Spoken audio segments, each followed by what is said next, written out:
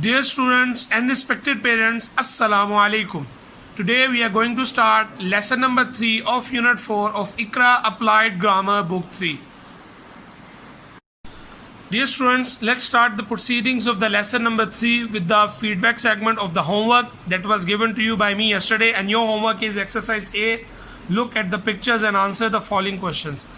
आपने इन पिक्चर्स को देखते हुए इन रेलिवेंट क्वेश्चंस को आंसर करना था while using preposition of place.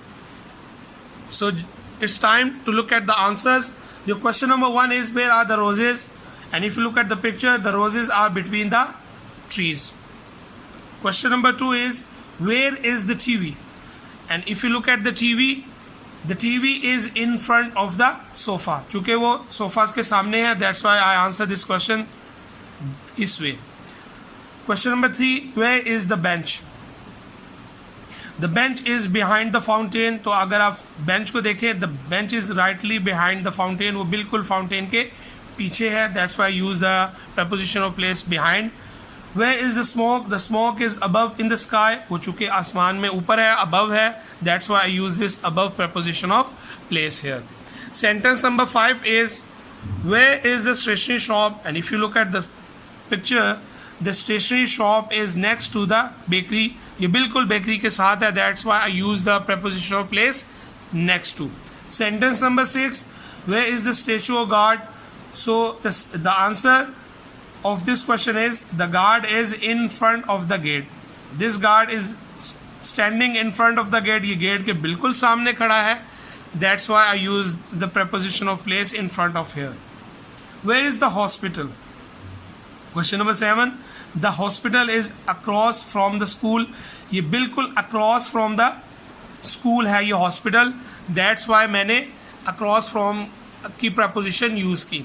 So dear student, I hope that you have done this exercise the same way, and if there is any mistake, this mistake will be corrected by yourself after getting the feedback of this segment. So dear students, it's time to move on to the next segment. Students, next segment of this unit is exercise B. Look at the pictures and answer the following questions using preposition of time. हमने इन questions को answer करना है while using preposition of time. This activity is quite similar to the activity of exercise A, in which we have to answer the questions while using preposition of place, and in this activity we are going to answer the following questions while using preposition of time. So it's quite clear for you. If you look at the questions, these questions are about the timing of certain actions, and that we have a time unit as well. हमारे पास questions भी हैं और हमारे पास time unit भी है.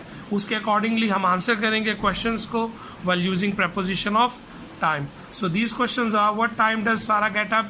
When does Ali go to school? What time does Fatima take a nap? When does Faz play games? What time does Hina go to bed? When does Umair go for picnic? And if you look at the timings, her question के सामने हमारे पास एक time unit है, उसके accordingly हम preposition of time को use करेंगे. जैसे हमारे सामने फर्स्ट क्वेश्चन में 6 o'clock, in the second question 8 o'clock, then afternoon, evening, night and Friday. So dear students, you will do this activity on your own. You have 10 minutes to complete this task. You will pause the video, you will complete the exercise, and then I'll come and I'll give you the feedback of this exercise B. Your time starts right now. Dear students, now it's time to give you the feedback of the exercise B that was given to you by me as a task of this lesson, and I hope that you have done this exercise the same way as I did, and if there is any difficulty or mistake, that will be corrected after that. So let's start the feedback of this exercise B from question number 1. So for the question number 1 is, what time does Sarah get up? Sarah gets up at 6 o'clock. चूँकि हमारे पास 6 o'clock था, एक specific time था, तो उसके साथ at preposition of time use होता है. Question number 2, when does Ali go to school? So 8 o'clock की ऑप्शन थी, तो Ali goes to school at 8 o'clock. ये 8 o'clock के साथ एट preposition यूज होगी, चूँकि ये एक स्पेसिफिक टाइम है, जैसे 6 o'clock है. Question number 3, what time does Fatima take a nap? So afternoon था, तो चूँकि ये पार्ट्स ऑफ ये जो हमारा डे का एक पीरियड ऑफ डे है, जैसे इन द इवनिंग होता है, इन द मॉर्निंग होता है, ऐसे इन द आफ्टरनून होता है. तो Fatima takes a nap in the afternoon, इसको इस तरीके से करना था। क्वेश्चन नंबर 4 था हमारे पास, when does Faiz play games, तो इसका जो आंसर जो ऑप्शन थी इवनिंग थी, तो Faiz play games in the evening, चूंकि ये भी हमारी डे की ड्यूरेशन थी, जैसे in the evening, in the afternoon, in the morning होता है, तो हमने इन प्रपोजिशन यूज की यहाँ पे, preposition of time. Question number 5, what time does Hina go to bed, हमारे पास ऑप्शन नाइट थी, Hina goes to bed at night, चूंकि नाइट के साथ एट प्रपोजिशन आता है, ये स्पेसिफिक एक्सप्रेशन है, फिक्स एक्सप्रेशन है, तो हमने एट नाइट यूज किया। Sentence number 6, when does Umair go for picnic, Umair goes for picnic on Friday, Friday basically days of the week है, एक दिन है, तो उसके लिए हमने ऑन फ्राइडे यूज किया। So dear students, I hope that you have done this exercise the same way, आपने इसको ऐसे ही किया होगा। अगर कहीं कोई गलती या मिस्टेक हो गई है, आप उसको करेक्ट कर लेंगे after getting feedback from me. Now it's time to give you the homework for today's lesson. So dear students, your homework is extended practice exercise C. Make 2 sentences for each pair of picture. आपने each pair of picture से 2 sentences बनाने हैं और आपको हर picture के साथ एक box में 2 preposition of movement भी दी गई होंगी।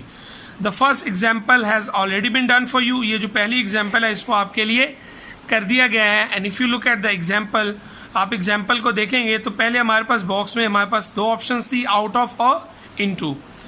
सो अगर आप सेंटेंसेस को देखेंगे पिक्चर्स के बिल्कुल नीचे, तो get out of the board, चूंकि ये बोर्ड से बाहर निकला है तो हमने यहां से आउट ऑफ द ऑप्शन यहां के लिए सिलेक्ट किया, इस सेंटेंस के लिए और इस सेंटेंस के लिए। गेट इनटू द ट्रेन, तो इनटू की जो प्रपोजिशन ऑफ मूवमेंट है उसको हमने यूज किया इस पिक्चर के लिए।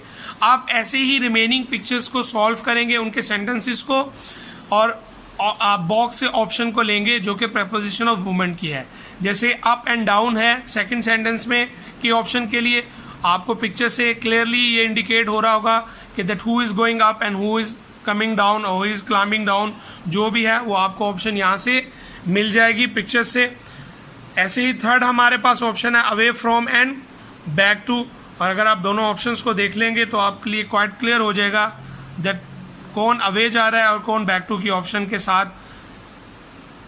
किसी एक्टिविटी को परफॉर्म कर रहा है।